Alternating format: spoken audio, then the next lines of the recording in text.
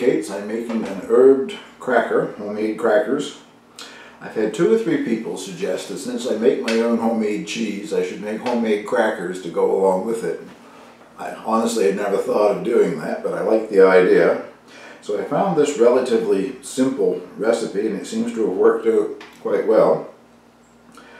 I've already tasted the crackers, and I know that I like them, but I'll try them with a bit of cheese. My herb crackers, I'm using some of my herbed Gouda cheese on them. And probably something that everybody else in the world knows except me. If you're setting out a cheese plate, don't put the cheese on the crackers. Put them cheese one way and the crackers the other side.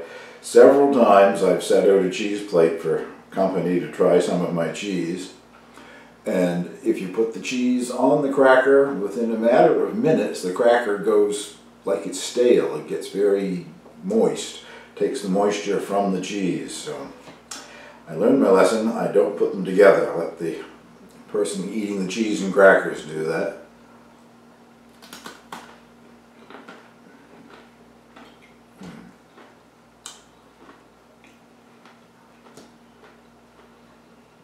It goes very well with the cheese. These have onion in them, and the herbs that I used were garlic chives and thyme. I have thyme growing everywhere. I think the one that I used is called German winter thyme. The combination is very nice. I'll put these crackers in an airtight container and have them when I'm ready to try my next cheese for the first time, which will be the Manchego cheese sometime later this month. But what follows is a few clips on how easy it is to make these herbed crackers. Well, I think that's all the ingredients laid out to make the herbed crackers. The recipe calls for 1.5 cups of all-purpose flour and 1/2 cup of whole wheat flour. Well, I didn't do that. What I've used is 1 cup each of all-purpose and 1 cup of multigrain flour. And the reason I went with the full cup of multigrain is because the multigrain flour that I use is called a bread flour, which means that the multigrains, including whole wheat, have been mixed with a white bread flour. So I thought 1 cup of each would probably do. 3 tablespoons of room temperature butter, 1 teaspoon of salt, 3 tablespoons of grated onion, and I went with a red onion, 3 tablespoons of herbs of your choice. I have thyme and garlic chives, 1/2 cup of milk, 1 egg white which has been whisked a little bit just to break it up so that it doesn't all go in one, clump type thing, and a tablespoon of seeds such as sesame seeds or poppy seeds, and I went with half and half sesame seeds and half poppy seeds. Well, let's get started putting this together. Well, the oven is preheating to 450 degrees. And now you add the flour,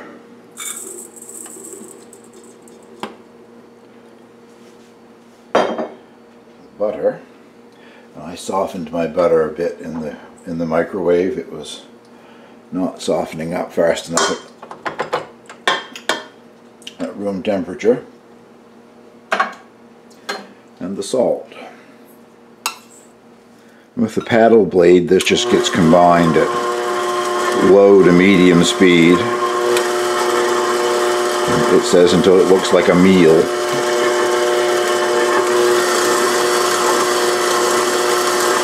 The only liquid in there is the bit of butter, so it's not going to mix very much. It's still going to look much like flour. Now you add the milk,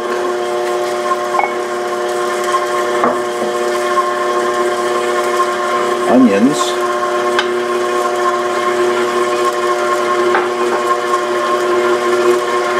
and the herbs.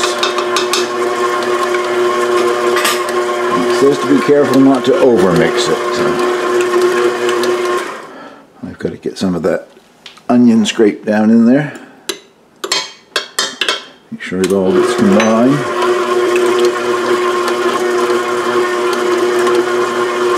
think that will do. We'll turn this out and see if we can roll it out into crackers. This next bit could prove interesting.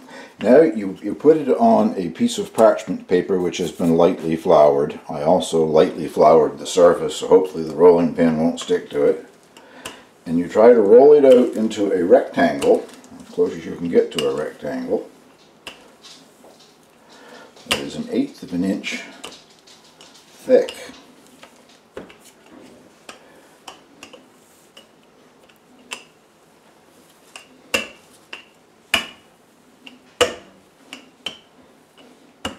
It smells very good, I can say that much for it.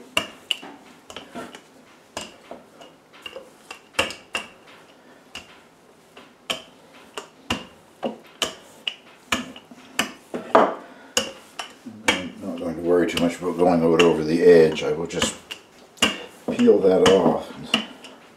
I don't think it specified what size piece of parchment paper to use.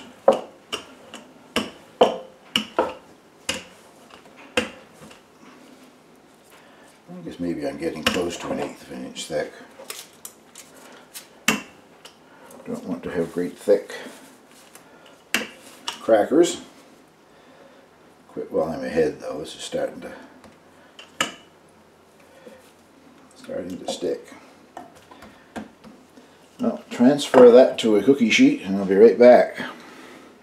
Well, that part didn't end up being as difficult as I thought it would be. Now you brush it with the egg white. The uneven pieces at the top here will be for the chef, I guess. A rustic shape makes it look like you made it yourself.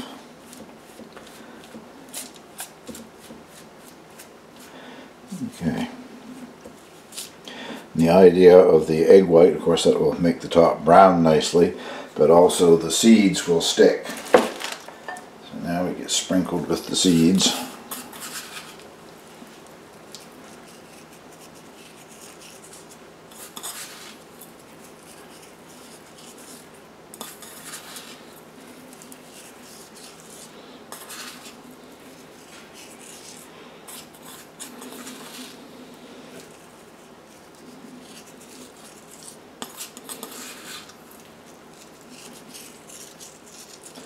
I did taste a piece of the raw dough.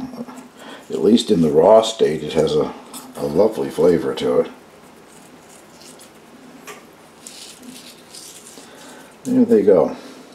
Now it says to cut it into crackers that would be 2 by 3 inches. I'm not measuring. I am going to use a little straight edge here so that I can see where I'm at, but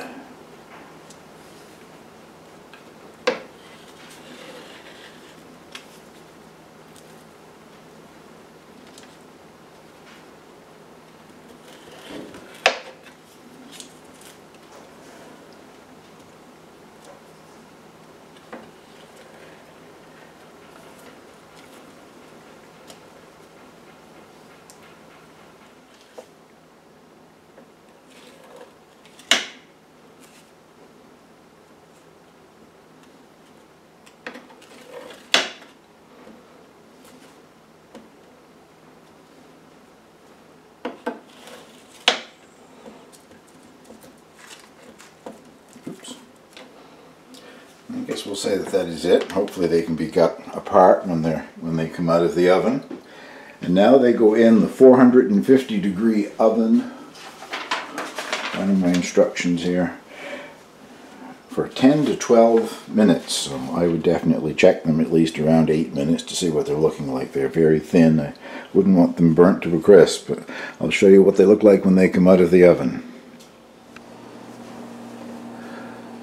There is the finished product, and they sort of separated on their own into individual crackers. They should have shrunk a bit when they were cooking, I guess. But mine were in the oven for over 15 minutes, almost 16 minutes. I think I rolled them too thickly. The ones around the outside are thin and got extra brown. I think I'm going to like them though. This is just the tail end pieces that were left over. I rolled it out and Put it on another piece of parchment paper. I don't want to waste anything, so I'll be putting those in right now. Well, they've been sitting here for a few minutes, so I think they're cooled off enough that I can try them on. Nice and brown underneath, and a nice brown on the top. As I said, I let them go for over 15 minutes though. It said an 1/8 of an inch thick. I don't know what an 1/8 of an inch thick looks like, but I think these are a little too thick.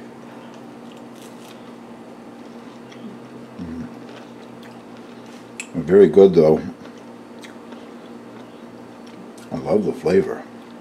The onion comes through nicely, and so do the herbs. Well, thank you very much for watching, and if you haven't ever made your own crackers, like I had never made my own crackers, this is a recipe that seems to be quite simple. And you can change the flavor any way you want, adding any herbs that you want to use.